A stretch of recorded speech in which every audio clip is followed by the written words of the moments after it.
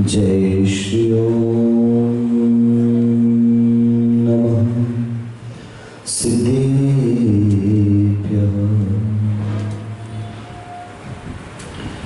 नमः श्रीवर्धमानाय निर्धूतकलिलात्मने सालोकानां त्रिलोकानां यद्विद्या दर्पणायते। आइए अत्यंत भक्तिभाव के साथ पंच परमेश्वरी का स्मरण करेंगे। ओम को नमन ओंकार को नमन, ओम को नमन ओंकार को नमन, हरिहंतों को नमन, सिद्ध प्रभु को नमन, आचार्यों को नमन, उपाध्यायों को नमन, सर्व साधु को नमन, जिन धर्म को नमन। ओम मंगलम ओंकार मंगलम, हरिहंत मंगलम, सिद्ध प्रभु मंगलम, आचार्य मंगलम, उपाध्याय मंगलम, सर्व साधु मंगलम, जिन धर्म मंगलम। ओम उत्तमा ओंकार उत्तमा, हरिहंत उत्तमा, सिद्ध प्रभु उत्तमा, आचार्य उत्तमा, उपाध्याय उत्तमा, सर्व साधु उत्तमा, जिन धर्म उत्तमा। ओम शरणं ओंकार शरणं, हरिहंत शरणं, सिद्ध प्रभु शरणं, आचार्य शरणं, उपाध्याय शरणं, सर्व साधु शरणं, जिन धर्म शरणं। ओम को नमन ओंकार को नमन, ओम मंगलम ओंकार मंगलम, ओम उत्तमा ओंकार उत्तमा, ओम शरणं ओंकार शरणं। पंच परमेश्वरी भगवान की, मूलायक श्री खदराट वृषभनाथ भगवान की, चैतन्य चमत्कारी देवपुरी एवं श्रवणदल में विराजमान अतिशयकारी चिंतामणि पार्श्वनाथ भगवान की, आचार्य भगवान समंत भद्र महाराज की, चारित्र चक्रवर्ती गुरुवर आचार्य शांति सागर जी मुनि महाराज की, परम पूज्य समाधि सम्राट अभीक्ष्ण ज्ञानोपयोगी वात्सल्य मूर्ति मम दीक्षा गुरुवर श्रेष्ठम पट्टाचार्य श्री अभिनंदन सागर जी मुनि महाराज की, पूज्य नगर गौरव राष्ट्र गौरव धर्मालंकार आचार्य श्री रयण सागर जी महाराज की, वर्तमान सप्तम आचार्य श्री अनेकांत सागर जी महाराज की, समाधिस्थ आचार्य श्री निजानंद सागर जी महाराज की, अहिंसा परमो धर्म की, वात्सल्य पर्व की, द्वादशांग जिनवाणी माता की।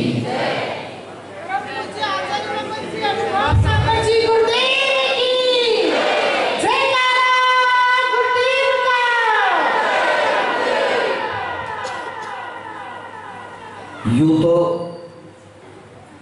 दुनिया में हर कोई पूर्ण कहाँ होता है, पर अवगुण जहां हो गुण भी वहां होता है। आदमी लाख संभलने में भी गिरता है, मगर झुक के जो उसको उठा ले वो खुदा होता है। ऐसा वर्षों पहले कहीं दो लाइनें पढ़ी थी, दो मैंने जोड़ दी।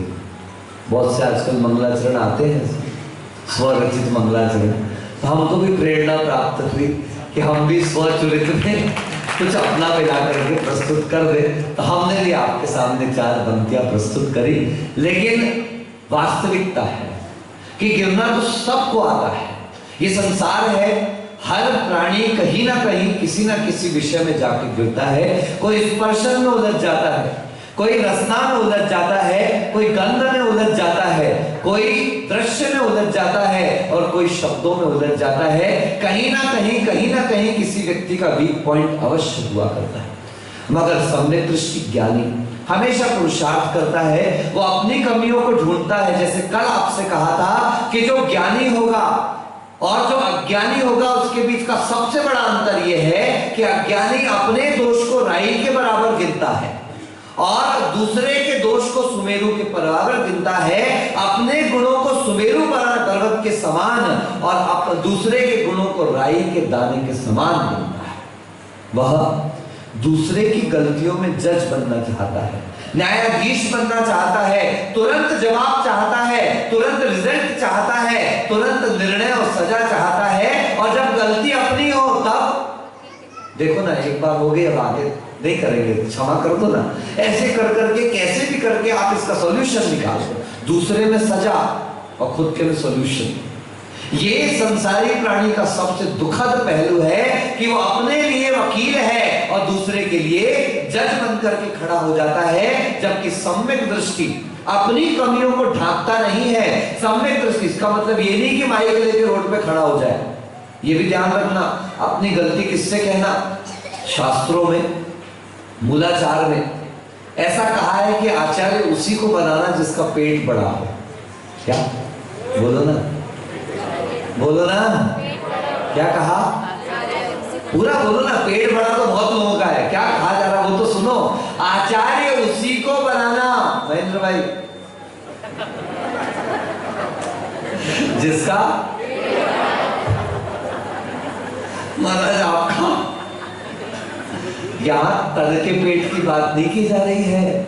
ऐसे तो बड़े बड़े पेट वाले बड़े बड़े सेठ मिलेंगे, लेकिन सुनो, उसको कहा जा रहा है कि जिसके अंदर अपने शिष्यों के अवगुणों को बचाने का सामर्थ्य हो।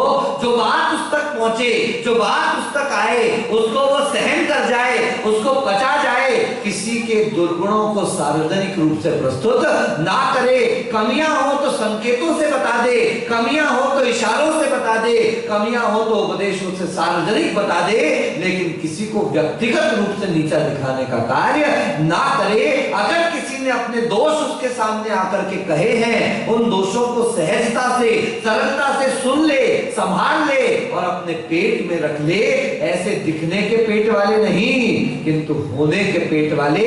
जिसका पेट बड़ा हो उसको आचार्य, यह लक्षण बताया एक आचार्य का। स्वयं शुद्धस्य मार्गस्य बालासक्त जनाश्रयाम वाच्यताम यत् प्रमार्जन्ति तद वदन्ति उपगोहनम। ऐसा हमने कल सुना था। जो स्वयं मार्ग पर चल रहा है, स्वयं अच्छे तरीके से चल रहा है, तो उल्टा हो गया। पंडिताई पल्ले पड़ी, बोलो। मैं आपको नहीं बोल रहा, अब आप मान लो तो आप समझ लो, लेकिन मैं तो सामान्य बात कर रहा हूं कि पंडिताई पल्ले पड़ी, बोलो। हे भगवत, जो ना बोले बोलो। मेरे महावीर, मेरा एक काम कर देना, बोलो। जो मेरे बोलने पर ना बोले उसका इंतजाम कर देना। पंडिताई पल्ले पड़ी, पूर्व जन्म का पाप और उनको उपदेश दे, बोले रह गए आप। ये लफड़ा पड़ गया। ये तो पंडित बनने का फायदा क्या? पंडित सच में उसको कहा जो पहले करता है और उसके बाद। यहां उल्टा चल रहा है साहब। गुरुदेव ने लिखा योगी भक्ति में, कहते रहते सहते कुछ ना, बोलो। ये अज्ञानियों का लक्षण। ज्ञानी का क्या है? सहते रहते कहते कुछ ना। एक शब्द है कि इधर का उधर करना है, बस।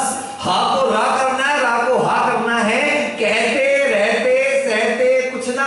चाल बदल जाती है। हमने देखा बोर्डिंग में कल एक महिला घुसी अंदर। She was very much normal, everything was okay, पैर वैर सब 2/2 ही थे। कैसे थे? समझ गए? पैर घुसी तो 2/2 थे और उसी समय अचानक मैं उधर पीछे से निकल करके आया और जैसे उनकी नजर मेरे पर पड़ी वो 1.5/2 हो गए। क्यों भैया? महाराज को पता चलना चाहिए हमारे पैर में लगी हुई है, नहीं पता चले हम आए काहे के लिए थी? बताने और दिखाने के लिए। आप जैसा दुनिया में सुनते हैं कि दुख बताने से घटता है, दुख बांटने से घटता है, मैं उल्टा मानता हूं कि आप जितना कष्ट दूसरे को बताओगे वो कष्ट उतना बहुगुणित होता जाएगा, वो उतना मल्टीप्लाई होता जाएगा। आप सुख को बांटिए, दुख को दबाइए, पर याद रखें दुख बताने से नहीं, बोलो चबाने से घटता है। ये क्या हुआ? दुख बताने से नहीं, चबाने का मतलब समझते? चिंतन करो, चर्वण करो, विचार करो कि जीवन में दुख आया तो क्यों, किस लिए दुख आया, आखिर रीजन क्या है। आपको कुछ दिनों पहले मैंने बताया था 4 प्रकार के अनुयोग, प्रथमान योग, करणान योग, चरणान योग, द्रव्यान योग, उसमें दूसरे नंबर का अनुयोग है करणान योग। Why there is difference between God and me? प्रभु और मेरे बीच में अंतर क्यों है? भैया ये संसार है, देखते रहो, इधर चलो, इधर दृष्टि रखो, ये चलते ही रहेगा। अब आप लोग हमसे पूछना नहीं, उमेश आया क्या? उमेश एक दिन सबके सामने पूछ रहा था, महाराज आपको वैराग्य क्यों हुआ? देख लो, है चे चे पे पे पो पो सुनते ही रहो साहब। एक लड़का था बहुत जुड़ा हुआ मुझसे, अशोकनगर मध्य प्रदेश। कहां पर? सुना ना आपने? बड़ा विशाल शहर है, 1000 घर की जैन समाज, विशाल जैन समाज वहां पर है। वहां का एक लड़का था मोंटू, हो सकता है रिकॉर्डिंग से सुनेंगे भाई साहब। तो मोंटू भैया बहुत जुड़े हुए थे, और पहली बार हमारा प्रवेश हुआ तो मोंटू के हाथ में कुछ लग गया, तो भाई साहब बैंड नहीं बजा पाए। वहां दिव्य घोष का प्रचलन है, और समाज के बच्चे ही दिव्य घोष बजाते हैं, वहां कोई जय विजय की जरूरत, क्योंकि कोई भरोसा नहीं कब जादू मेरी जाने मन चलने लगे, इसलिए वहां समाज के बच्चे क्या बजाते हैं? बोलो दिव्य घोष। अब पहली बार पहुंचा सुनील, तो वहां तो उसके हाथ में लगी थी, वो दिव्य घोष नहीं बजा पाया। दूसरी बार किस्मत से प्रवेश हुआ तो उस बार भी उसके साथ यही परेशानी थी कि उसके घर में किसी की डेथ हो गई, तो वो नहीं बजा पाया। अब तीसरी बार अशोकनगर से पास में गांव है शाडोरा, 15 किलोमीटर। आचार्य श्री ने महावीर जयंती के लिए वहां पर भेजा हम लोगों को, तो वहां से महावीर जयंती के बाद आना था अशोकनगर। अब हमारे वहां उधर संघ में ज्यादातर आचार्य श्री का ऐसा आदेश रहता था कि समाज को सूचना देके विहार नहीं करना, प्रवेश में भी कोई किसी प्रकार की व्यवस्था नहीं, और विहार भी आप बिना किसी सूचना के सहज रूप से विहार करें, ज्यादा प्रोपोगंडा करके विहार नहीं करना। तो 3 बजे अचानक हम लोगों ने विहार कर दिया महावीर जयंती के दिन। अब यहां से 1 किलोमीटर विहार हुआ, अशोकनगर खबर हो गई, भागे दौड़े सब युवा वर्ग चला आया। तो मैंने देखा सब आए, मोंटू नहीं आया, क्या बात है। अब एक बार बैंड नहीं बजा पाया, 2 बार बैंड नहीं बजा पाया, तीसरी बार महाराज आ रहे हैं, अब क्या बात है। तो मैं सोचा बैंड की तैयारी कर रहा होगा, तो और 2 किलोमीटर चले तो एक लड़का आया, सौरभ नाम था उसका, वो मेरे से कहता महाराज आपको भी आज के दिन मिला था क्या? मैंने कहा क्यों, क्या हो गया? बोले महाराज आपको पता नहीं आज क्या है? मैंने कहा महावीर जयंती है, भगवान महावीर का जन्म कल्याणक है, और क्या बात है? महाराज आपको सच्ची में नहीं पता आज क्या है? मैंने कहा मेरे को तो इतना ही पता है कि बाल ब्रह्मचारी तीर्थंकर है। कैसे तीर्थंकर? तो इसलिए आज तो भगवान वर्धमान का जन्म कल्याणक है, बाल ब्रह्मचारी तीर्थंकर का जन्म कल्याणक है। वो धीरे से कान में बोलता महाराज आज मोंटू की शादी है। ओ मैंने तो सिर ठोक लिया, मैंने कहा ले, पहली बार हाथ टूट गया, दूसरी बार घर से कोई उठ गया, और तीसरी बार इसके उठने की तैयारी हो। मैंने कहा सुन, उसको जाके बोल देना, उसकी खबर आई थी कि महाराज पहली बार ऐसा हुआ, दूसरी बार ऐसा हुआ, तीसरी बार भी आज आ रहे हो जब मेरे बैंड बज रहे। तो मैंने कहा सुनो तुम एक काम करो, मोंटू को जाके कह दो मैंने बेटा तेरे से बहुत कहा, बहुत कहा, बहुत कहा कि महावीर बन जा। क्या बन जा? बोलो। मैंने बेटा बहुत कहा महावीर बन जा, लेकिन तू नहीं माना। चल कोई बात नहीं, महावीर नहीं बन सका, पवन भाई ये जैन धर्म बहुत महान है, बहुत रास्ते हैं, there is always another chance, हारना मत, घबराना मत। मैंने उसको खबर भिजवाई, कोई बात नहीं, तू महावीर नहीं बन पाया, अभी भी तू चाहे तो नेमिनाथ बनने का रास्ता खुला है। घोड़ी चढ़ गया, क्या बात है, नेमिनाथ भी चढ़े थे, घोड़े रथ पे चढ़ गया, कोई बात नहीं, नेमिनाथ भी चढ़े थे, लेकिन अभी भी नेमिनाथ का रास्ता खुला है, तू चाहे तो अभी भी। खबर भेजी, भाई ने खबर दी, 2 किलोमीटर बाद वो वापस लौट के आया। मैंने कहा खबर मेरी चिट्ठी विट्ठी पहुंचा दी क्या? बोले महाराज बिल्कुल खबर पहुंचा दी और रिटर्न जवाब भी आ गया। मैंने पूछा क्या जवाब आया? बोले महाराज उस भाई ने कहा है शादी का लड्डू खाए सो पछताए और नहीं खाए सो पछताए। तो महाराज जब खा के भी पछताना है, नहीं खा के भी पछताना है, तो मैं खा के ही कोई बात नहीं भैया। हम पहुंचे अशोक नगर, संध्या काल में प्रवेश हुआ और शाम को उनके भाई की बारात निकली, सब कुछ हुआ। वे लौट करके रात्रि में सुबह जब मतलब विदाई करा के बहू की ला रहे थे, तो लेकर के सीधे मेरे पास आए। मैंने आशीर्वाद दिया, जुड़े थे, बहुत प्रेम था, बड़ा स्नेह था। मैंने कहा देख मोंटू, मैंने तुझे बहुत समझाया, तू महावीर बन जा, तू महावीर बन जा, तू महावीर बन जा। क्या इस कीचड़ में पैर रख रहा है? लेकिन तू नहीं माना। मैंने फिर तुझे खबर करी, अभी भी मान जा, जैन धर्म बहुत महान है। तू महावीर नहीं बन पाया, तू नेमिनाथ बन जा। बोले महाराज नजर नीची कर ली। मैंने कहा टेंशन मत ले, जैन धर्म बहुत महान है। तू महावीर नहीं बन पाया, कोई बात नहीं। तू नेमिनाथ नहीं बन पाया, कोई बात नहीं। चल मैं महावीर भगवान का वो मार्ग तुझे दिखवाता हूं कि तू महावीर नहीं बन पाया, कोई बात नहीं। तू नेमिनाथ नहीं बन पाया, कोई बात नहीं। अभी भी ये जैन धर्म इतना महान, जम्बू स्वामी बन सकता है, अभी भी रास्ता खुला है। आप लोग नहीं समझे, मैं समझ गया कि आपको यही नहीं पता कि जम्बू स्वामी कौन थे और जम्बू स्वामी का जीवन चरित्र क्या था। ये वो महान व्यक्तित्व था कि जिसके मन में वैराग्य का अंकुरण हो गया, जिसके मन में वैराग्य के बीज उग गए, जिसके मन में वैराग्य जागृत हुआ और जाने को हुआ, गुरु के पास चला भी गया। मां जाकर के रोने लगी, मां मेरा एक बेटा, मेरा सबसे सुंदर बेटा, मेरा सबसे प्यारा बेटा, मेरा भविष्य क्या होगा? हे भगवान एक बार मौका दे दो, एक रात्रि बस, आज ही इसका विवाह होना है, बस एक रात। अगर ये सुहाग रात के बाद, अगर इसके बाद भी इसका मन वैराग्य का रहा, मैं खुद पूरे साजो सामान के साथ, पूरे राज वैभव के साथ, अपनी सारी प्रजा के साथ अपने बेटे को पहुंचाने के लिए आऊंगी भगवान। लेकिन अगर ये एक दिन वहां टिक गया तो फिर आप मुझसे कुछ मत कहना। गुरु ने कहा आप जानो, आपका काम जाने, ले जाओ अगर जाता है तो। जम्बू स्वामी का वैराग्य दृढ़ था, मां की बात सुनी, चलो ठीक है, आपके मन की ये इच्छा भी पूरी कर देते हैं। आपने सारा जीवन मेरा संभाला, आपने मुझे धर्म मार्ग पर लगाया, मैं आपकी ये बात मानता हूं। जम्बू का विवाह हुआ, विवाह के बाद 1 नहीं 2 नहीं 3 नहीं 4 नहीं, कितनी पता है? बोलो ना, कितने पापड़ बनाए? 8 स्त्रियां, एक नहीं मिलेगी सागवाड़ा में ऐसी, इतनी सुंदर, इतनी मनोज्ञ, इतनी मनोहारी कि स्वर्ग की अप्सराएं भी जिसके सामने फीकी पड़ जाती हो, ऐसी 1 नहीं 2 नहीं 3 नहीं, कितनी बोलो? 8 स्त्रियां उसकी विवाह लेकर के आए। वो सिंहासन पर बैठे हैं और चारों तरफ वो स्त्रियां खड़ी हैं। पहली स्त्री निवेदन करती है, जम्बू स्वामी अपने वैराग्य की दृढ़ता को प्रदर्शित करते हैं। सारी रात गुजर गई, सारी रात गुजर गई और सारी रात वो 8 की 8 स्त्रियां अपने रूप से, अपने लावण्य से, अपने शब्दों से, अपने गीत गायन से और हर प्रकार की कला से जम्बू स्वामी को रिझाने का पुरुषार्थ करती हैं। लेकिन जम्बू स्वामी किंचित भी विचलित नहीं होते। सुबह होती है, जम्बू स्वामी की मां स्वयं जम्बू स्वामी को मुनिराज के पास लेकर के जाती है और अत्यंत वैभव के साथ उन जम्बू स्वामी का निर्वाण कहां पर हुआ है?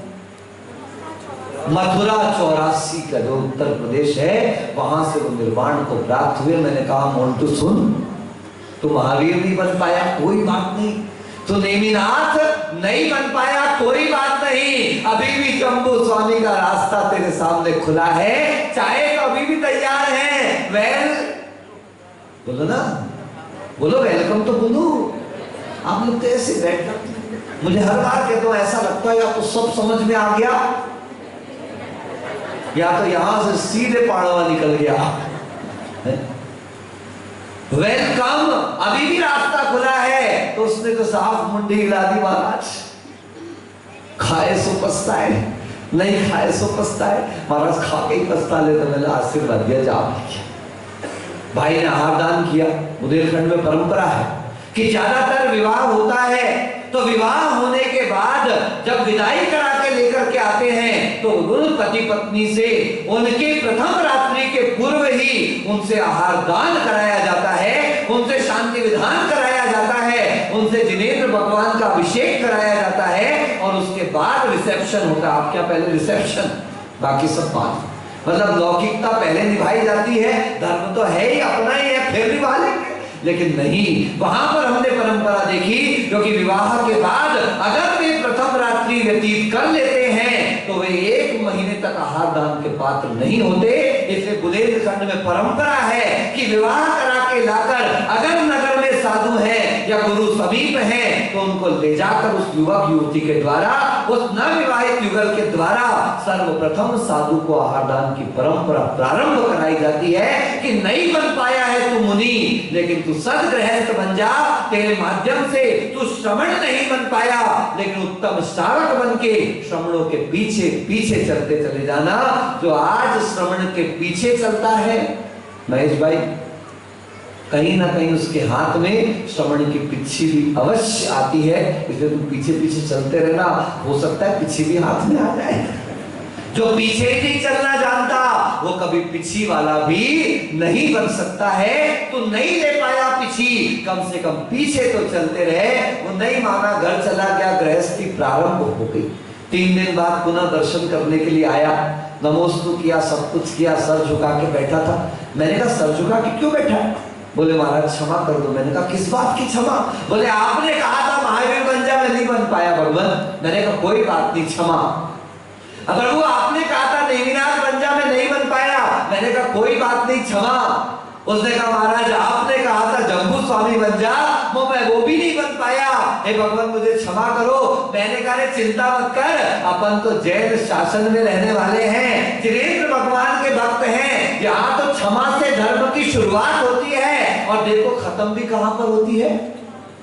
क्षमा के भाव से चालू और क्षमा वाणी पे जाकर इस धर्म का अंत। धर्म तो कभी अंत नहीं होता, लेकिन पर्यूषण का अंत होता है। क्षमा से शुरू और क्षमा से अंत, क्षमा ही क्षमा है। लेकिन सुन, एक बात तो सुन, कोई बात नहीं तू महावीर नहीं बन पाया, कोई बात नहीं तू नेमिनाथ नहीं बन पाया, कोई बात नहीं तू जम्बू स्वामी नहीं बन पाया। सुन, अभी भी पहले तीर्थंकर आदिनाथ का मार्ग तेरे लिए खुला हुआ है। विवाह हो गया कोई बात नहीं, परिवार बस गया कोई बात नहीं। अब बस इतना विचार कर ले, इतना विश्वास कर ले कि मैं परिवार में रहूं लेकिन परिवार मुझ में ना रहे, मैं घर में रहूं लेकिन घर मुझ में ना रहे, मैं संसार में रहूं किंतु संसार मुझ में ना रहे। अगर इतना भी कर लिया तो याद रख, ये जैन धर्म वो धर्म है जो दुर्जन को सज्जन बना देता है, सज्जन को संत बना देता है, संत को अरिहंत बना देता है और अरिहंत को सिद्ध भगवंत बना दिया करता है।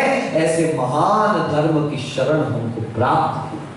अगर दिख जाए कि कोई इस मार्ग से स्खलित हो रहा है, किसी के चरण स्खलित हो रहे हैं, किसी के पैर खिसक रहे हैं, किसी का मन खिसक रहा है, किसी के भाव खिसक रहे हैं, तो घृणा मत करना, ग्लानि मत करना, उसकी निंदा मत करना, उसको गिराना मत। ऐसा नहीं कि नाव में छेद हो गया तो तुम बहुत 2 पत्थर और डाल दो, डूब जाए नाव। नहीं, उस छेद को बंद करने का पुरुषार्थ करना, और अगर नहीं करते हो तो उसको उसके हाल पर छोड़ दे। बंधु, आज वात्सल्य पर्व है। कौन सा पर्व है बोलो? बहुत दिन से विचार कर रहा था, इसको निशंकित अंग में सुनाओ, इसको आकांक्षा से रहित धर्म के अंग में सुनाओ, इसको अमूढ़ दृष्टि में सुनाओ, इसको निर्विचिकित्सा में सुनाओ, उपगोहन में सुनाओ, स्थितिकरण में सुनाओ, वात्सल्य में सुनाओ की प्रभावना में। लेकिन जब इस कथा को देखता हूं तो सम्यक दर्शन के 8 अंग सचित्र किसी फिल्म की तरह मेरे सामने चल पड़ते हैं। आज विष्णु कुमार मुनिराज का दिन है। किसका? सब 700 रट रहे हैं। सुनो, 700 मुनिराजों ने सहन किया, ये तो महान बात है। लेकिन आज जिस मुनि की कथा हम सुन रहे हैं, याद रखना, अगर जिसने इस मुनि धर्म के इस महत्वशाली गौथा गाथा को सुन लिया, समझ लिया और वास्तविकता में अपने हृदयंगम कर लिया, ये समझ लेना कि उसकी श्रद्धा मुनियों के प्रति अनंत गुणा वृद्धि को प्राप्त हो जाएगी। अरे वो महाराज जी पंखा लेते हैं, अरे वो महाराज जी कूलर लेते हैं, अरे वो महाराज जी ऐसा करते हैं, अरे वो महाराज जी ऐसा करते हैं। पहले अपने को तो देख लो कि हम कितने पानी में हैं। ठेले पर खड़े होके चाट खा रहे हैं, वहां अशुद्ध पानी पूरी खा रहे हैं, वहां खड़े होके आइसक्रीम चाट रहे हैं, वहां स्विमिंग पूल जैसे गंदे पानी में नहा नहा के फोटो खिंचवा रहे हैं, और यहाँ मुनियों के दोस्त ढूंढने में लगे हैं। याद रखो, पर उपदेश कुशल बहु तेरे। पहले अपने चरण संभालो, अपने कदम संभालो, अपना आचरण संभालो। आज उस विष्णु कुमार मुनिराज के जीवन की वो गाथा है जब पता चला क्या 700 मुनियों के ऊपर उपसर्ग हो रहा है, 700 मुनियों के ऊपर इस प्रकार का घोर उपसर्ग हो रहा है। तो विष्णु कुमार के पास आए, क्या नाम था उनका, मैं नाम भूल गया, क्षुल्लक जी का है, पुष्पदंत नाम के क्षुल्लक वहां पर पहुंचे और जाकर के विष्णु कुमार को नमस्कार किया। हे भगवान, आपको नमस्कार हो, गुरुदेव ने आपको प्रतिनमोस्तु और आशीर्वाद भेजा है और आपके लिए योग्य कार्य भी भेजा है। मेरे लिए योग्य कार्य? हाँ, इस प्रकार की घटना उज्जैनी और हस्तिनापुर में घटित हुई है। ये उज्जैन में राजा हुआ करते थे। राजा इस प्रकार के मतलब दयालु धर्मात्मा राजा थे, लेकिन जब उनके मन में जैन धर्म के उपासक नहीं थे। ये 4 मंत्री थे, बलि, नमुची, प्रहलाद और बृहस्पति। ये तो जिन धर्म के बिल्कुल विरोधी थे। जब इन्हें ज्ञात हुआ कि सारे लोग कहां जा रहे हैं, कहां जा रहे हैं, तो पता किया तो ज्ञात हुआ कि दिगंबर मुनिराज बहुत विशाल संघ के साथ अकंपनाचार्य का संघ यहां नगर के बाहर आया। हम भी चलो दर्शन कराते। राजा ने कहा, सब गए, पता नहीं। अकंपनाचार्य मुनिराज निमित्त ज्ञानी थे और उनके निमित्त ज्ञान से उन्हें ज्ञात हुआ कि आज संघ पर कोई उत्सर्ग आने वाला है, आज कोई समस्या खड़ी हो सकती है। तो सबसे अच्छा रास्ता है मौन। कहते एक गूंगा 100 बोलने वालों को हरा दिया करता है। आचार्य ने आदेश दे दिया, कोई भी मुनिराज किसी से कुछ बोलेंगे नहीं, सब मौन रहेंगे। चाहे राजा आ जाए और चाहे रंक आ जाए, हर एक अपने आसन को लगाकर अपने धर्म ध्यान में व्यतीत करे। बंधुओं, गुरु की आज्ञा इतनी महत्वपूर्ण होती है, ये इसका परिणाम देखना कि जो गुरु की आज्ञा भंग करता है, ऐसा गुरुदेव कहते थे, गुरु आज्ञा भंगी सो महाभंगी। कि अगर दुनिया का सबसे निम्न कोई व्यक्ति है तो वो जो गुरु की आज्ञा को भंग करता है। आरुणि का नाम सुना होगा आपने। गुरु ने कह दिया कि इस जगह पर तुझे सुरक्षा करनी है। वो सारी रात सारा दिन उस मेड़ के ऊपर लेटा रहा, प्राणों को वर बनाई, प्राण चले जाएं लेकिन गुरु के वचन नहीं जाना चाहिए। ऐसे गुरु वचनों पर श्रद्धान जिनका होता है, आचार्य भगवंत उनको सम्यक दृष्टि कहते हैं। इधर अकंपनाचार्य के दर्शन करने आए। एक भी मुनिराज ने, पूरी दुनिया लगी हुई है, महाराज हाथ नहीं उठाते, महाराज आशीर्वाद नहीं देते, महाराज ऐसा नहीं करते। समय सार और मूलाचार ग्रंथ ने साफ लिखा, अब व्यवहारिणो मुनि भवति। जो व्यवहार निभा रहा है, हो सकता है वो अच्छे महाराज हो, लेकिन जो व्यवहार रहित अपने आत्मधर्म में लगे हैं वो सच्चे मुनिराज हैं। कैसे मुनिराज? अच्छे होना बहुत अच्छी बात है, लेकिन अच्छे के साथ सच्चा होना भी बहुत आवश्यक हुआ करता है। मैं आपको कई बार कहता हूं, मैं आपसे भोजन का नहीं पूछूंगा, मैं आपको बैठने नहीं कहूंगा, मैं आपको उठने नहीं कहूंगा। ये मेरा धर्म नहीं है। यही करना था तो घर में बहुत थे, बेवण बेवाई, न जमाई, न लुगाई, न बनाई, सब इसको छोड़ के इसी के लिए आए हैं कि यहाँ पर हमें किसी का निभाना नहीं है, हम अपना निभा लें। आप हमारे माध्यम से अगर अपना निभा सकते हो तो आपका स्वागत है। अकंपनाचार्य ने आशीर्वाद नहीं दिया। मौन बैठे रहे, आंखों को अनासाग्र दृष्टि करके बैठे रहे। देखो राजा का कितना निर्मल परिणाम। वो चारों के चारों मंत्री कहते हैं ये कैसे साधु है, देखा भी नहीं, बोला भी नहीं, हाथ भी नहीं उठाया। मैंने आपसे एक दिन कहा था, सज्जन अक्सर कहते महाराज आपने हाथ नहीं उठाया, आशीर्वाद दिया तो आप हाथ तो उठाइए। मैंने कहा अच्छा हैरी इधर आना, आके नमोस्तु करके बता तूने देखा मैंने हाथ उठाया कि नहीं उठाया। ये देखा सुना आप लोगों ने, बताओ मैंने हाथ उठाया कि नहीं उठाया? उठाया ना, बस बैठ जाओ बेटा, वेरी गुड, बहुत अच्छा। जो ये देख रहा है, सुनना, जो ये देख रहा है कि महाराज हाथ उठा रहे हैं कि नहीं उठा रहे हैं, बंधुओं या अनुभव की बात है, याद रख लेना, वो दर्शन नहीं प्रदर्शन कर रहा है। अगर दर्शन करता तो उसे क्या पता मैं जब झुका महाराज ने हाथ उठाया या महाराज अच्छा सा आशीर्वाद दे दो। कैसा आशीर्वाद बोलो ना, पहले अच्छा सा नमोस्तु तो कर लो। महाराज ये अच्छा नमोस्तु क्या होता है? मैंने कहा जैसा अच्छा आशीर्वाद होता है वैसा अच्छा नमोस्तु होता है। Life is all about action and reactions, it is the Newton third law of motion. आप जैसा करोगे, मुझे हाथ उठाने की आवश्यकता नहीं, ये वीतरागता तो दर्पण के समान है, इट विल रिफ्लेक्ट। बलि, बृहस्पति, नमोजी और प्रहलाद, उन्होंने कहा ये कैसे साधु हैं? राजा ने कहा ये सच्चे साधु हैं। कैसे साधु हैं? ये आशीर्वाद नहीं दिए, हो सकता है इनकी कोई साधना हो सकता है इनका कोई संकल्प चल रहा हो सकता है ये किसी सामायिक में लीन हो सकता है ये ध्यान में लीन हो सकता है इनके गुरु की आज्ञा हो। और राजा तो सरल परिणाम से क्या, मगर चार ने कहा सारे नंगे बैल मूर्ख कहीं के।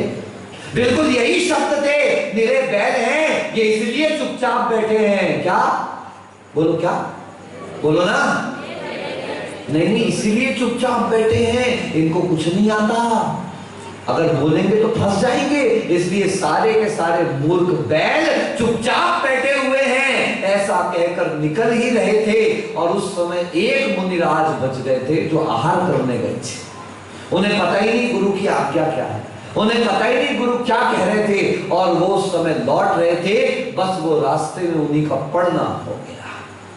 उनने जैसे ही सुना, देखो ये एक और जवान बैल चला रहा है। क्या चला रहा है? बाकी बैल वहां बैठे हैं, ये भुक्कड़ बैल, जवान बैल पेट भर के चला रहा है, उनको सहन नहीं हुआ। मुनि को सहन करना चाहिए, मुनि की सहनशीलता होनी चाहिए। हर जगह जवाब देना मुनि के योग्य नहीं है, और उनका ये सबसे बड़ा उदाहरण है कि वो सहन नहीं कर पाए और उस समय उन्होंने जवाब दे दिया।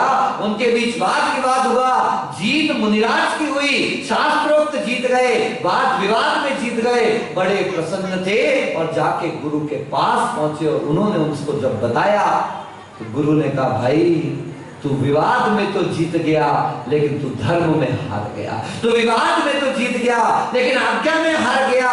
तू भले ही उससे जीत करके आया है, मुझे आज भी याद है आचार्य विद्यासागर जी महाराज के कोई शिष्य रायपुर में विराजमान, तो मैं नाम नहीं लूंगा, हालांकि उनकी अब समाधि हो चुकी, वे चिन्मय सागर जी नाम है, उनकी समाधि हो गई।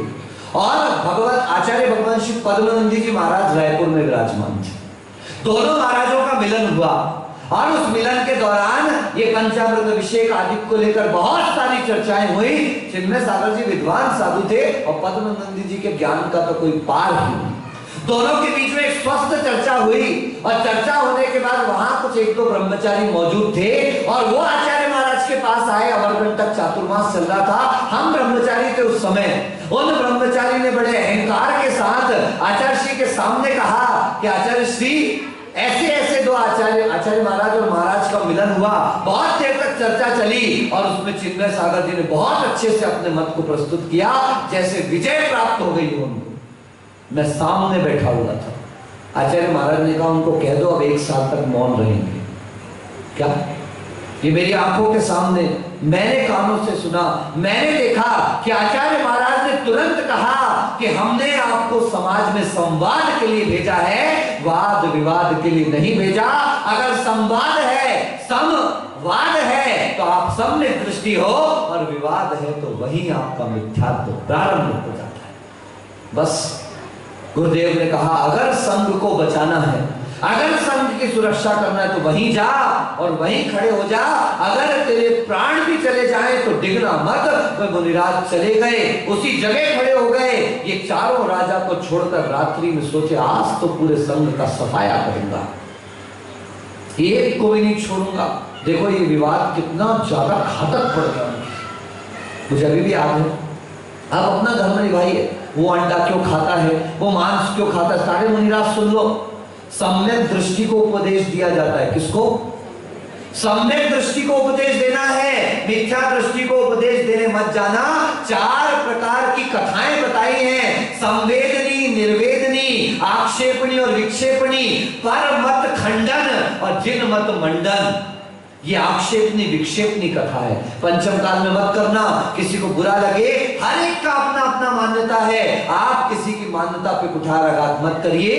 ये तो संवेदनी निर्वेदनी कथा का दौर है। यहाँ ऐसा प्रवचन करिए, ऐसे वचन रखिए कि जिससे किसी मत की कोई चर्चा नहीं, अपने मत का स्थापन हो, लोगों में संसार के प्रति वैराग्य की वृद्धि हो, विषय वासना से मन उठ जाए, इस बारे में ही प्रवचन करें। यही पंचम काल के प्रवचन है।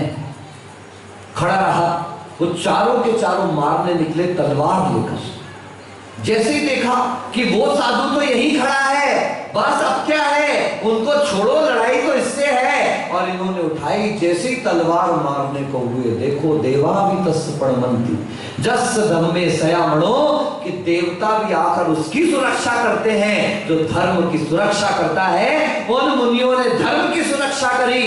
गुरु आज्ञा का प्रभाव देखो, मर सकता हूं, मेरी हत्या हो सकती है, फिर भी डरे नहीं। इन्होंने भी 700 विष्णु कुमार का तो नाम लिया, लेकिन ये मुनिराज तो 700 मुनियों की रक्षा के लिए अकेले आगे चले आए। जैसी तलवार उठाई, देवता आकर के और उनकी तलवारों को रोक दिया और कहा, हे नीच, तू इन दिगंबर मुनियों पर अत्याचार कर रहा है, जिन्होंने दुनिया में कितने नंगे भूखों को देखकर अपने वस्त्रों का त्याग कर दिया। कह रहे हम वो वस्त्र क्यों पहन रहे हैं जब दुनिया में कितने प्राणियों के पास पहनने को वस्त्र भी नहीं। वे ठंड सहन करते हैं, गर्मी सहन करते हैं, क्योंकि कितने प्राणी हैं जिन्हें अपने लिए ओट भी नहीं मिलती, छत भी नहीं मिलती, ओढ़ने को वस्त्र नहीं मिलते। अरे एक बार भोजन करते हैं क्योंकि जीवन चलाना है, बार बार भोजन नहीं कर रहे, क्योंकि ना जाने संसार में कितने प्राणी हैं जो भूखे ही सो जाते हैं। अरे घर परिवार माँ बाप का त्याग कर दिया, क्योंकि ना जाने संसार में कितने दुखी हैं जो पैदा होते अनाथ हो जाते हैं, पैदा होने के बाद माँ बाप का साया उठ जाता है। इतने दीन दुखियों को देखकर उनके दुख को बांटने के लिए, उनके दुख को समझने के लिए, उन दुखों से उठने के लिए जिन्होंने इस दिगंबर मुद्रा को धारण किया, तुम उस पर अत्याचार करते हो। वो देव मारने वाला था उनको, लेकिन मारा नहीं। उसने तो एक ही चीज सोची, अगर मार दूंगा तो दुनिया को पता नहीं चलेगा, आज इनको मैं कीलित कर देता हूं। और उनको कीलित कर दिया, जैसे थे वैसे खड़े हैं। सुबह सारे लोग आए, जब देखा तो थू हुई। राजा ने उनको नगर निकाला दिया। जैन धर्म का जय जयकार हुआ और सारे लोगों ने जैन धर्म को स्वीकार किया। कुछ समय बाद ये ऐसे घूमते फिरते एक नगर में पहुंचे जिसका नाम था हस्तिनापुर। वहां पहुंचे, वहां के राजा ने दीक्षा ग्रहण कर ली थी और वे इन्हीं 700 मुनिराजों के संग में साधना कर रहे थे। उनका बेटा जो राजा पद्म था वो राजगद्दी पर था और वो किसी शासकों से परेशान था। ये चारों होशियार तो थे, उनकी मदद करी और मदद करी तो राजा ने कहा मांगो जो वरदान मांगता हूं। सुन लेना कनकमल जी, तो ध्यान से रखना। जब बहुत खुश हो, बोलो, किसी से कोई वादा मत करना। बोलो बोलो बोलो, जल्दी बोलो। जब आप बहुत खुश हो तो किसी से कोई वादा मत करना, और जब बहुत गुस्से में हो तो किसी से कोई शब्द मत कहना, क्योंकि जब आप खुश हैं और जब आप गुस्से में हैं तब आपके दिमाग से ज्यादा आपकी जबान काम करती है। क्या काम करती है? दिमाग काम नहीं करेगा ना, जबान तो नहीं, क्या क्या कह के लपलप करने की तो आदत है, लपलपाती रहती है। उनका भी वही हुआ, खुशी में वरदान दे दिया, फंस गए। चारों मंत्रियों ने कह दिया भगवान जब आवश्यकता होगी मांग लेंगे, फंस गए। देखो कैकई का भी यही हुआ था, दशरथ ने कह तो दिया वरदान मांगो, उसने भी कह दिया बाद में दे दूंगा। अब बाद के चक्कर में जो लेना अभी लो, जैसा चाहिए अभी मांगो, क्योंकि कल का आने वाला है और आएगा तो किस रूप में आएगा वो रामायण आप देख चुके हैं, महाभारत आप देख चुके हैं और ये कथा भी आपके सामने। कुछ समय व्यतीत हुआ, 700 मुनिराजों का संग वापस उसी नगर के बाहर आया। इसको जैसे ही पता चला इनको मौका मिल गया, बलि तुरंत गया महाराज के पास कि महाराज आपका एक वरदान सुरक्षित है, वो दीजिए हमको। महाराज ने कहा मांगो जो मांगना है। राजा पद्म के वरदान के कारण उन्होंने कहा भगवान राजन हमको तो 7 दिन का राज्य मात्र दे दो आप बस। राजा उपकार करे दबा था, उसने सोचा चलो मुझे भी बहुत दिन से छुट्टी नहीं मिली है, मैं भी छुट्टी कर लेता हूँ, घूम फिर आता हूँ। और चले वो भैया अपने अंतपुर में चले गए। 7 दिन का पूरा साम्राज्य चारों के हाथ, चारों ने ऐसा यज्ञ किया, 700 मुनिराजों को बाड़े में घेर दिया, अग्नि लगा दी, ऐसा घोर उत्सर्ग 7 दिन तक वे 700 मुनिराज सहन करते। इधर श्रवण नक्षत्र को देखकर आचार्य भगवान को ज्ञात हुआ कि ऐसा कोई उपसर्ग हो रहा है, पर कैसे दूर करूं। तब उन्होंने निमित्त ज्ञान से जाना कि ऐसे मुनिराज अभी हैं, अवधिक ज्ञान से जाना कि विष्णु कुमार मुनिराज के पास विक्रिया रिद्धि है। कौन सी रिद्धि? तुरंत शुल्लक को भेजा, विष्णु कुमार को बताया, विष्णु कुमार को पता ही नहीं था। हमको तो इतना सा ज्ञान हो जाए, इतनी सी कोई कला आ जाए तो गाना गा गा के बताते हैं, कैसा लगा, अच्छा लगा, बुरा लगा, पूछ पूछ के अघाते नहीं है। विष्णु कुमार के पास विक्रिया रिद्धि थी। उन्होंने जैसे ही विक्रिया रिद्धि का विचार किया और हाथ को देखा, वो हाथ तो पहाड़ को क्रॉस करके निकल गया। अच्छा मुझे ऐसी रिद्धि है, मैं अवश्य मुनियों की सुरक्षा करूंगा। और देखो आज वे मुनिराज इसलिए प्रसिद्ध हैं, मुनि पद को छोड़कर उन्होंने क्षुल्लक का वेश अपनाया और वो क्षुल्लक वटुक ब्राह्मण का वेश अपनाया और वो वेश लेकर के गए उसी राज्य में जहां यज्ञ चल रहा था। और जा करके पूछते हैं उन मंत्रियों से, आपके यज्ञ के माध्यम से मुझे दक्षिणा क्या मिलेगी? तो उसके कद को देखते इतना सा ब्राह्मण वामन वेशधारी, क्या चाहिए तुमको? दे सकोगे मुझको? अरे मांगो तो क्या मांगते हो? नहीं तुम नहीं दे सकते, इतनी तुम्हारी औकात कहां। जैसे बलि ने औकात शब्द सुना, मान पर चोट लगी। अरे इतना सा ब्राह्मण, इतना सा कटोरा, ऐसा क्या मांग लेगा? बोले जो मैं मांगूंगा वो तुम नहीं दे पाएगा। गुस्सा आने लगा बलि को, बोल क्या मांगता है? बोले कुछ नहीं, बस दे सकता है तो 3 पैर की भूमि दे दे। कितनी दे दे? बोलो ना, बस 3 पैर की भूमि दे दे मुझको। बोले इसमें क्या है, ले ले। और जैसे ही बलि पलटा, वो तो जाने लगा, एक पैर रखा धरती पर, दूसरा पैर रखा विशाल रूप बना करके आसमान पर। अब बोलता है ए बाली। बाली जैसी पलट के देखता है तो बोले गए कहां ये वामन? सारा खाली खाली था। तब देखा इधर एक पहाड़ है, इधर एक पहाड़ है। तो बृहस्पति बोलता है भैया ये पहाड़ नहीं, ये उस वामन का पैर है जो पहाड़ जैसा हो गया। ऊपर तब देखता है तो विशाल काय शरीर के साथ वामन खड़ा है, जैसे सिर ऊंचा, मुकुट नीचे, पगड़ी नीचे गिर गई। और पगड़ी नीचे गिरने का अर्थ है मान भंग हो गया। अहंकार नहीं करना, अभिमान मत करना, ये घमंड मत करना कि मैं सब कुछ बंधु। याद रखना, समुद्र कितना भी विशाल हो जाए, समुद्र की लहरें कितने भी ऊंचे उठ जाएं, एक बूंद तेल को कभी दबा नहीं सकती। सुना आपने? तेल को कितना भी घोट दो पानी में, कितना भी मिक्सर चला दो, सब कर दो, लेकिन तेल धीरे से कहां आ जाता है? बोलो ना। और तुमको तो अच्छा पता होगा, आप कितने ही कहो पानी उतर आया हो, पानी उतर आया हो, लेकिन याद रखिए, देखो दीदी घी डला होगा, तेल डला होगा, तो वो कहां आएगा? बोलो, ऊपर आ ही जाएगा। और यही हुआ वहां पर, घमंड का प्रभाव अच्छा नहीं होता। हुआ यही। तीसरा पैर कहां रखूं? तो दीदी को घमंडी मत समझ लियो भैया, मैं तो तेल का उदाहरण दे रहा हूँ। ये सब दीदी को देखने लगे और पांचे फिर कल एक अम्मा जाएंगी, दीदी महाराज की तबीयत खराब है, तेल मत खिलाया करो महाराज। अभी एक दिन गई एक अम्मा, दीदी से बोलती, दीदी महाराज जी ने कहा ना आप क्यों मिर्ची खिलाते हो महाराज जी को? मिर्ची नहीं खिलाना, महाराज जी की तबीयत खराब है। दीदी ने हाथ जोड़े, और माता जी वंदनानी कोई उपदेश हो तो बताइए। भैया हमारा तो ऐसा है, कभी कोई बात आती है सहज रूप में तो उसको कह देते कौतूहल, बस आप उसको कौतूहल ही समझिएगा, सीरियसली मत समझिएगा, पर कभी कभी सीरियस ले भी लिया करो, ठीक है ना। चलिए कहाँ चल रहे थे अपन? अच्छा, तीसरा पैर कहाँ रखें? पर्दापुर में? नहीं महाराज, आदिनाथ कॉलोनी में रखवा देंगे, ठीक है। एक पैर रखा धरती पर, एक पैर रखा आसमान पर। बलि ने देखा, आश्चर्यचकित है, और तीसरा पैर कहां रखो? अपने आप श्रद्धा से झुक गया, मुझसे गलती हो गई, मुझसे अपराध हो गया, मैंने गलत किया। आप तो तीसरा पैर अब कहां रखोगे? मेरे अलावा अब यहाँ पर कुछ बचा ही नहीं है। उस बामन ने वो तीसरा पैर उसके पीठ पर रखा, उसका अहंकार चूर चूर हो गया, सारे मुनियों का उपसर्ग दूर हुआ, अग्नि बुझाई गई, उनकी भैया व्यक्त की गई। और 7 दिन के उपवास के बाद, कितने दिन के? जब हस्तिनापुर नगर में ये सारे साधु आहार के लिए निकले, सारे नगर में उत्सव का माहौल था।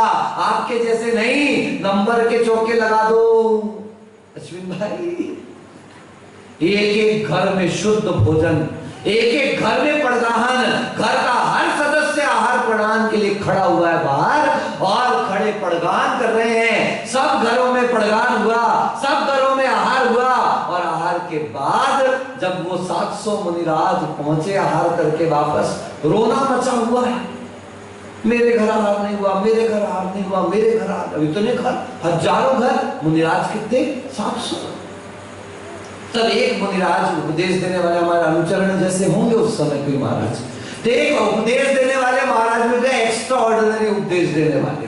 तो उन्होंने उपदेश दिया, सुनो, रो मत, दुखी मत हो, तुम तो ऐसा करो, आज के दिन जिस जिस व्यक्ति को आहार दान का लाभ मिल गया, जिनके घर पे आहार हुए, तुम उनके एक एक सदस्य ले जाओ और अपने अपने घर में भोजन करवाना। वह भी किसी प्रकार के आहार दान से कम नहीं, क्योंकि आज के दिन आहार दान करने वाला विश्व के इतिहास में सबसे पुण्यशाली जीव होगा, उसे ले जाओ और भोजन कराना। सारे नगर में चलो चलो, आओ आओ, भोजन करो, भोजन करो। और खीर, चावल में दूध मिलाकर जो पकवान बना, उस खीर का आहार कराया गया। सारे नगर का माहौल देखते बनता। आपको याद है क्षेत्र दिया है? उस समय देखो 50 साधु थे, तब तो होना ही होना था। हम तो उस समय 2 ही महाराज थे, और चौके खूब सारे, संख्या तो मैं भूल गया, लेकिन यहां से बस स्टैंड तक चौके लगे, लगता था हम हाथचर्या को निकल रहे हैं। अभी तो आप बोर्डिंग के अंदर खड़े हो जाते हो, ऐसा लगता है मंदिर से निमंत्रण करके महाराज को घर लेके जा रहे। बुरा मत मानना, लेकिन सच है, पड़गाहन तो सार्वजनिक स्थान पर होना चाहिए। पड़गाहन ऐसी जगह होना चाहिए जहां अजैनों को मुनियों की चर्या दिखाई दे, कम से कम वो पड़गाहन दिखाई दे। नहीं तो ऐसा लगता है रोड पर जाते हुए जैसे मंदिर से इनने हमारा निमंत्रण कर दिया, उनने उनका निमंत्रण कर दिया, और हम निमंत्रण करके घर लेकर के चले जा रहे हैं। ये मुनि चर्या की कमी दिखाई देती है, उसका उत्कर्ष दिखाई देता है। 700 मुनिराजों के आहार, वो लोग घर घर जा रहे हैं। उस दिन का वो वातावरण ऐसा निर्मित हुआ कि सारे गांव में, सारे नगर में एक दूसरे से गले मिल रहे हैं, प्रेम व्यवहार हो रहा है, वात्सल्य का आदान प्रदान हो रहा है। तब से लेकर आज तक, चतुर्थ काल से पंचम काल तक, आज तक वह पर्व मनाया जा रहा है जिन शासन में, जिसका नाम क्या है बोलो? वात्सल्य पर्व। अब पता नहीं आपका रक्षाबंधन कहां से आ गया। बोले राखी बांधेंगे, क्या बांधेंगे? महाराज आपके पिछी में बांध देते हैं, महाराज आपके इसमें बांध देते हैं, महाराज आपके पाटे में बांध देते हैं, महाराज आपकी चौकी में बांध देते हैं। अरे जिस दिन 25 जुलाई 2012 को, कितनी तारीख को याद कर लो, दीदी पूछेगी। 25 जुलाई 2012 को भगवान पार्श्वनाथ के निर्वाण कल्याणक पर जब मैंने वस्त्र उतारे थे, तो हाथ में एक धागा भी था। उस धागे को भी गुरुजी ने उतरवा कर फिकवा दिया था कि अब जीवन में कोई बंधन नहीं, कोई संबंध नहीं, कोई धागा नहीं। मैं उस मुद्रा को धारण कर रहा हूं, तो जिनेंद्र भगवान की साक्षात मुद्रा है। जिनेंद्र भगवान ने कहा है मुक्ति मिलेगी तो छोड़ने से मिलेगी, खोलने से मिलेगी, त्यागने से मिलेगी, बांधने से मुक्ति मिलने वाली नहीं है। आप एक भी ग्रंथ ले आए जहां पर कहीं पर लिखा हो कि उस दिन मुनियों की रक्षा हुई तो उनने धागे बांधे थे, उनने राखी बांधी थी। मैं तो छोटे से देखता चला आ रहा हूं, मेरे घर पर मेरे गृहस्थ अवस्था के माता पिता को देखा, मेरे गृहस्थ अवस्था की माँ मेरे गृहस्थ अवस्था के पिता को हर रक्षाबंधन पर राखी बांधती थी। मैंने कहा ये क्या करते हो आप? हमने तो सुना भाई बहन को राखी बंधना सिस्टम है करके। तो मम्मी ने कहा अच्छा क्यों बांधते बेटा, राखी बताना जरा। तो मैंने कहा ऐसा सुना है बहन की रक्षा भाई करता है, इसलिए भाई को बहन राखी बांधती है। तो मम्मी कहती है तेरे मामा ने मेरी रक्षा करना तो 25 साल पहले छोड़ दिया था, तब से ये तेरा बाप है ना, बोलो ना, बोलो ना, भाई ने तो 25 साल पहले छोड़ दिया, तब से ये तेरा जो बाप है यही मेरी रक्षा कर रहा है। अगर इसलिए राखी बंधाई जा रही है तो मैं तेरे बाप से राखी बंधवाऊंगी, मैं क्यों भाई से राखी बंधवाऊं? बोले एम आई राइट और रॉन्ग? बोले जल्दी से। एब्सोल्युटली ऑलराइट, बिल्कुल यही सत्य है। जैन आगम में रक्षाबंधन नाम का कोई पर्व नहीं है। अगर पूजा की पुस्तकों में मिला ये अभी लिखी गई चीजें हैं, ये शास्त्रोक्त कोई विधि नहीं है। ये धागा बांध देना, ये धागे बांधकर घूमना, ये इस प्रकार के अनाप शनाप खर्चे करके बेवजह एक उत्तम पर्व को निम्न पर्व के रूप में परिवर्तित कर दिया। आज भगवान श्रेयांसनाथ का निर्वाण कल्याण है। कौन सा कल्याण? इसलिए लाडू चढ़ाओ, मुक्ति के लाडू लाओ और लाडू चढ़ाकर उसके बाद प्रसाद रूप में एक दूसरे को मिठाई खिलाओ। ये पर्व था, लेकिन बिगड़ते बिगड़ते बिगड़ते बिगड़ते आज किस रूप में आ गया कि मंदिर के दरवाजे पर धागा है, मंदिर की वेदी पर धागा है, मंदिर के कलाई पर धागा है। बच गए बेचारे भगवान, पता नहीं उनके गले वाले में भी एक आध धागा बांध दो तो कोई भरोसा नहीं। अब कोई सोना नहीं बचा, कोई संगा नहीं बचा, कोई शुद्धि नहीं बची, कोई विवेक नहीं बचा। विवेक को जागृत करो, कहां बांध रहे हो, कैसा बांध रहे हो, कहां रख रहे हो, किस तरीके से शुद्धि आदि का निर्वाह करना है, ये विवेक होना अत्यंत नितांत आवश्यक है। हम तो सब परंपरानुगामी हैं। कैसे है बोलो? अंधानुकरण करने वाले। एक राजा हर रविवार को निकलता था, अपन जैसे बैंड लेके निकलते, एक राजा हर रविवार को निकलता था अपने नगर में कि देखूं जरा मेरी प्रजा सुखी है, कैसी है, क्या है। उस बार भी निकला, उसके जो एक मंत्री इंस्पेक्शन करते थे, इंस्पेक्टर, वो रोज निकलते थे, वो अभी निकल के गए थे, सब साफ सुथरा था। वापस जैसी राजा सामने आए और देखा तो यहाँ नीचे वो पड़ा हुआ है कुत्ते का, समझ गए? हम गुटखा खाने वालों को पता होगा पीछे से टवा टवा तो क्या बचता है, तो वो पड़ा हुआ था। उसने बोला यार अगर राजा की नजर में आ गया कुछ तो करना पड़ेगा, क्या करें क्या करें क्या करें। तो प्रजा खड़ी थी फूल मालाएं लेकर, उसने एक के हाथ से फटाफट माला ली और धर दिया उसके ऊपर। दूसरे ने सोचा मंत्री मंत्री मंत्री ऐसा कर रहा है, दूसरे ने भी धर दिया, तीसरे ने भी धर दिया, चौथे ने भी धर दिया, पांचवे ने भी धरते धरते धरते तो वहां मंदिर जैसा ढेर लग गया। राजा का जैसी रथ आया, राजा ने सोचा हो सकता है किसी देवता का उदय हो आया हो, तो राजा ने उतारा और वो माला उसके ऊपर भी रख दिया। अब बाद में उठा करके देखा तो वहां तो हाल खराब थे। आप परंपराओं का अनुगमन करें, लेकिन उसको व्यवस्थित रूप से करें, उसको आनंद रूप से करें, ऐसा परंपरा का निर्वाह करें कि वो लॉजिकली भी आपके सिद्ध बैठे और शास्त्रोक्त भी सिद्ध बैठे। लोगों ने कहा महाराज जी आप बांधिए, मैंने मना नहीं किया है, आप इस गलतफहमी मत रहना कि मैं आपकी कोई परंपरा तोड़ दूंगा। बिल्कुल आप तो खूब राखी बांधो, इतना प्रेम भाई बहनों के बीच में हो कि वो सिर्फ रक्षा बंधन तक सीमित ना रह जाए, वो एक धागे के बंधन तक सीमित ना रह जाए, किंतु वो प्राणी मात्र के प्रति रक्षा का भाव हो, वो अहिंसा धर्म का भाव हो, वो मुनियों की रक्षा का भाव हो, धर्म और धर्मात्मा की रक्षा का भाव हो। क्योंकि धर्मात्मा होगा तो ही धर्म चलेगा। बल्ब होगा तो करंट दिखेगा, अगर बल्ब नहीं है तो करंट दिखने वाला नहीं है।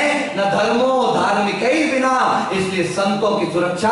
हमने सुना कि जब आज तो थोड़े दिख नहीं रहे हैं, नहीं तो उन्होंने मुझे एक बार बताया, महाराज हमारे परिवार में संकल्प लिया गया हम लोगों ने कि हमारे पिता ने, हमारे परिवार ने जिस तरीके से पूर्व में दिलीप जी सेठ ने भी मुझसे ये बात एक बार कही थी कि महाराज ये सागवाड़ा समाज का संकल्प है कि जब तक मन पड़ेगा यथाशक्ति यथासंभव हम अपने नगर में किसी ना किसी साधु का वर्षा योग कराते रहेंगे।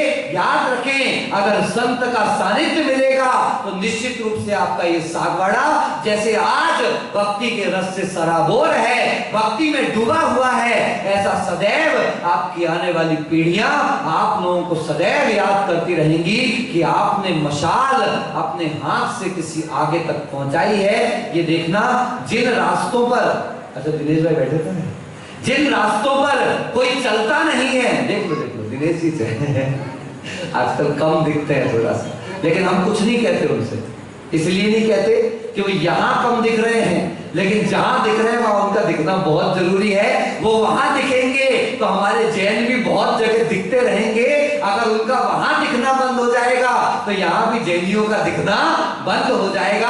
हमारा तो पूरा आशीर्वाद है, हम तो कहते और एक बार उमड़ समाज के अध्यक्ष बनो, और तो और हमारा तो आशीर्वाद है, आप तो मंत्री बन करके आओ, बहुत सारे काम शेष हैं, हमारे बहुत सारे काम करने हैं। कोई चांदखेड़ी के दरवाजे पर पत्थर मार रहा है, कोई बड़ा गांव में जैनियों की बसों पर पथराव कर रहा है, कोई संलेखना को गलत बता रहा है, कोई दिगंबर साधुओं के प्रवेश पर निषेध कर रहा है।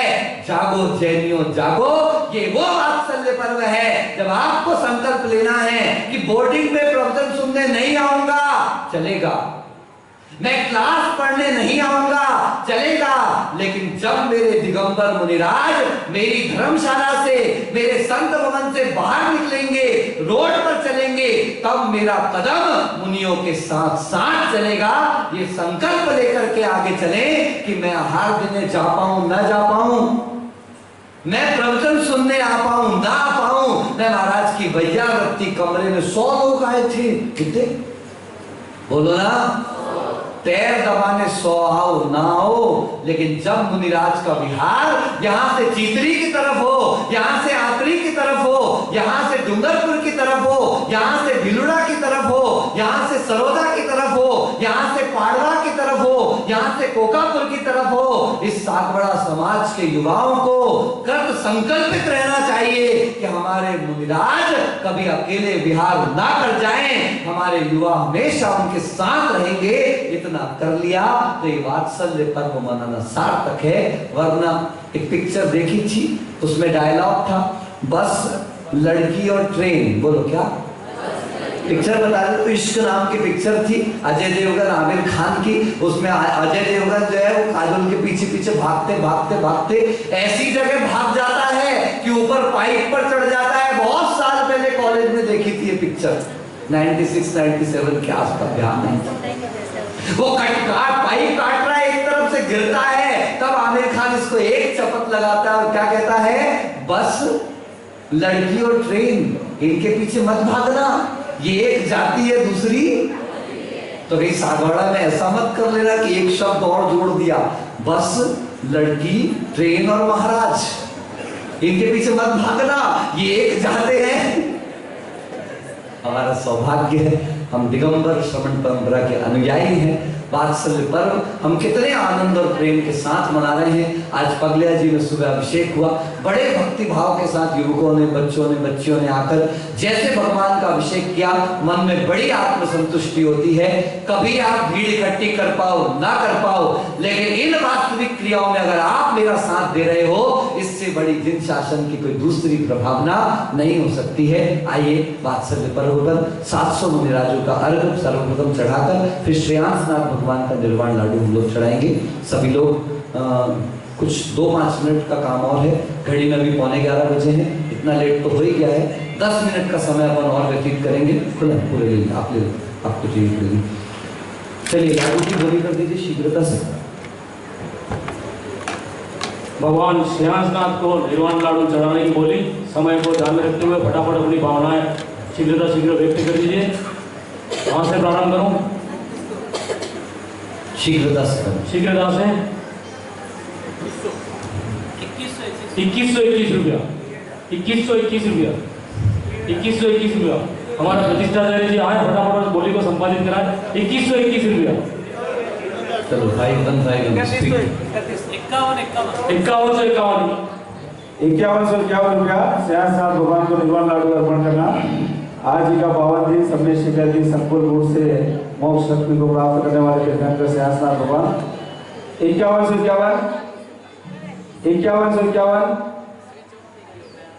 5151 रुपया एक, 5151 रुपया दो, 6161 6161 रुपया,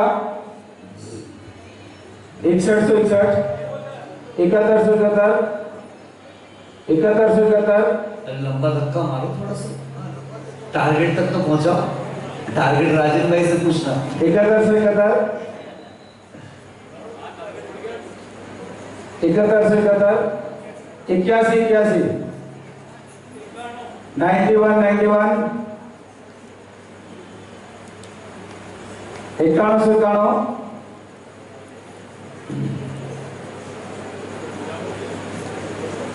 91 एक